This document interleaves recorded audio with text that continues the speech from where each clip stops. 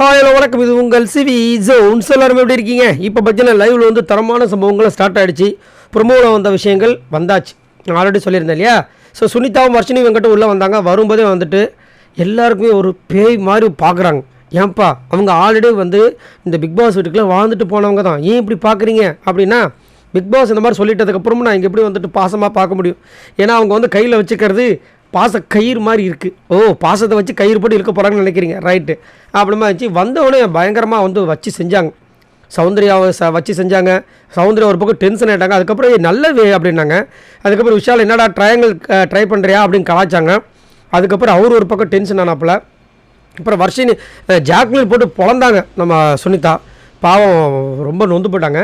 அப்புறம் முத்துக்குமரனுக்கு ஒரு சூப்பரான ஒரு விஷயம் சொன்னாங்க. என்னென்னா, முத்து நீங்கள் நல்லா விளாட்றீங்க, நல்லா இன்ஃப்ளூயன்ஸ் பண்ணுறீங்க, உங்களுக்கு யாரை எப்படி இன்ஃப்ளூயன்ஸ் பண்ணணும்னு தெரிஞ்சிருக்கு, சரிங்களா?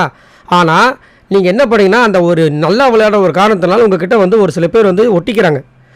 அதை ஒட்டி உங்களுக்கு ஜால்ரா போடுறதை நீங்கள் என்னென்னா, அதை வந்து அவங்க ஜால்ரா தான் போடுறாங்கன்னு தெரியாமல் உங்கள் ஓட்டை வந்து நீங்கள் ஸ்ப்ளிட் பண்ணுறீங்க.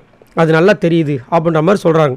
அதான் நீங்கள் நல்லா வந்து திங்க் பண்ணுவீங்களே, உங்களுக்கு தெரியணுமே, தெரிஞ்சிருக்கணுமே அப்படின்னா, இல்லை எனக்கு ஒன்றும் புரியல நான் எப்படின்னு.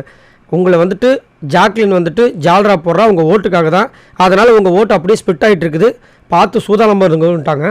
இப்போ அப்படியே ஷாக் ஆகிட்டாங்க. இப்போ வந்துட்டு முத்துக்குமரன் கூட மஞ்சரியும் செம க்ளோஸ் ஆனாங்க. ஆனால் மஞ்சரி பற்றி அவங்க சொல்லவே இல்லை. ஆனால் ஜாக்லின் பற்றி சொல்கிறாங்க. அதே மாதிரி ஜாக்லினை போட்டு பொழக்கிறாங்க.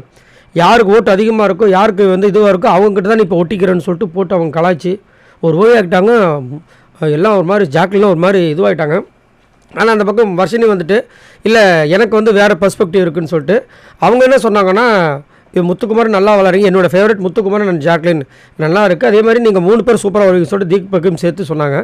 ரொம்ப பரபரப்பாக போயிட்டுருக்கு. எல்லோரும் ஒரு மாதிரி ஒரு த்ரில்லிங்கில் இருக்காங்க. சரி பார்க்கலாம். ஸோ முத்துக்கு சொன்னது தான் வந்துட்டு உண்மையிலே சரியான ட்ரூ வேர்ட்ஸ். அதேமாதிரி அவங்க மேலே கோபமும் பட்டாங்க. என்னென்னா, அவர் தான் வந்து நாமினேட் பண்ணியிருப்பார் லாஸ்ட்டாக இவங்க வெளியே போகிறதுக்கு முன்னாடி. அவர் என்ன சொல்கிறாருன்னா, அதாவது அவங்க நாமினேஷன்ஸில் வரவே இல்லை. ஆக்சுவலாக சுனிதா வந்து தப்பிச்சுட்டே வந்தாங்க.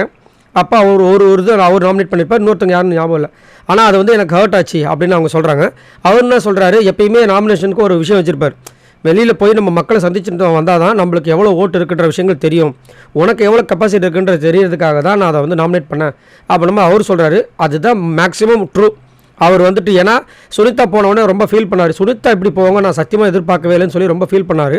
ஆனால் அவங்களுக்கு வந்து எனக்கு ரொம்ப ஹர்ட் ஆச்சு அப்படின்ற மாதிரி ஒரு விஷயத்தை வந்து பதிவு பண்ணாங்க. சரி, நீங்கள் உங்களோட கருத்து சொல்லுங்கள். சுனிதா வர்ஷினி வெங்கட் இவங்க 2 பேரில் யார் வெறியாட்டம் ஆடுவாங்கன்னு நினைக்கிறீங்க? மறக்காமல் கமெண்ட்ஸ் பண்ணுங்கள். பாய் நண்பர்களே.